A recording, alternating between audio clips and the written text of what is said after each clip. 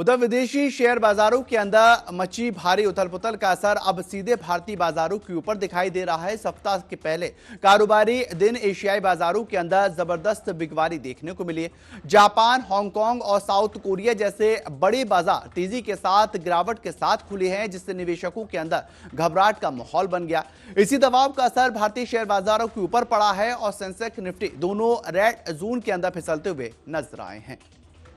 कारोबार शुरू होते ही बीएसई का 30 शेयरों वाला सेंसेक्स अपने पिछले बंद स्तर 85,267 से बड़ी गिरावट के साथ 84,891.75 पर खुला। शुरुआती कारोबार में ही बाजार के बिकवाली हावी हो गई। सेंसेक्स के 30 में से 28 शेयर लाल निशान पर ट्रेड करते दिखे। खबर लिए जाने तक सेंसेक्स करीब 390 अंक टूटकर 84,860 के आसपास कारोबार कर रहा था, जिससे निवेशकों की चिंता और बढ़ गई। निफ्टी की स्थिति भी कुछ अलग नहीं रही। बीते शुक्रवार को 26,046.95 पर बंद होने वाला निफ्टी सोमवार को सीधे 25,930.05 पर खुला। कुछ ही देर में इसमें और कमजोरी देखने को मिली और ये करीब 145 अंक गिरकर 25,910 के स्तर पर ट्रेड करता नजर आया। बैंकिंग, आईटी और ऑटो सेक्टर में बिकवाली का दबाव साफ दिखा, जिसने बाजार की चाल को और कमजोर कर दिया।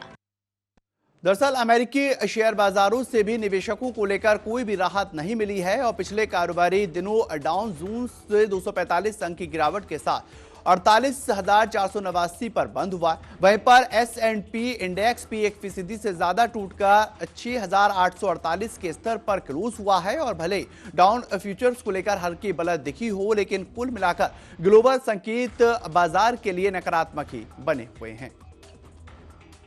एशियाई बाजारों की बात करें तो जापान का निक्केई इंडेक्स शुरुआती कारोबार में ही करीब 1.5% यानी कि 745 अंक गिरकर 50,092 के आसपास पहुंच गया। हांगकांग का हैंग सेंग भी 235 अंकों की गिरावट के साथ 25,741 पर ट्रेड करता दिखा। साउथ कोरिया का कॉस्पी इंडेक्स 1.6% से ज्यादा फिसलकर 4,099 के स्तर पर आ गया, जबकि ऑस्ट्रेलिया का AXX 200 इंडेक्स भी कमजोरी के साथ कारोबार करता नजर आया। शेयरों की बात की जाए तो गिरावट का दायरा लार्ज कैप से लेकर स्मॉल कैप तक फैल रहा। लार्ज कैप के M&M, भारतीय एयरटेल और ट्रेंट जैसे शेयर नुकसान में रहे। मिड कैप में NI, ACL और एजिस वोपैक में तेजी से गिरावट देखी गई। वहीं स्मॉल पैक शेयरों में बिकवाली सबसे ज्यादा हावी रही, जहां SHK, कोटिक, VLS फाइनेंस और रामा स्टील जैसे शेयर 4 से 7% तक टूटते नजर आए। फिलहाल बाजार की नजर ग्लोबल संकेतों और निवेशकों की अगली रणनीति पर टिकी हुई है।